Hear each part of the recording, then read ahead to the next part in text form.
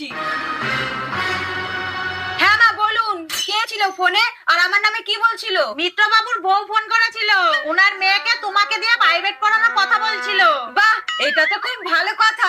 মা আমি পারবো, এখন আমি খুব বুদ্ধি নিয়ে চলি। আরে বাহ, ঠিক আছে, তুমি আমার একটা প্রশ্নের উত্তর দাও তো। মনে করো আমাদের বাড়িতে এক বাটি বাসি ভাত আছে, তুমি সেই বাসি ভাত কি করবা? কুকুরকে দেবা নাকি ফেলে দেবা? মা বাসি ভাতই তো নেই, থাকলে আমি নুন লঙ্কা আলু সিদ্ধ পেঁয়াজ দিয়ে খেয়ে নিতাম।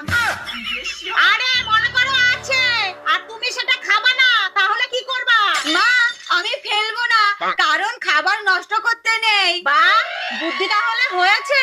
আর কুকুরকেও দেব না, কারণ বাসি ভাত খেলে কুকুরের যদি পেট খারাপ হয়, তাই আমি কুকুরকে না শুয়োরকে বাসি ভাতগুলো দেব। কিন্তু বৌমা, আমাদের এইখানে তো কোনো সুর নেই। আছে মা আছে, কেন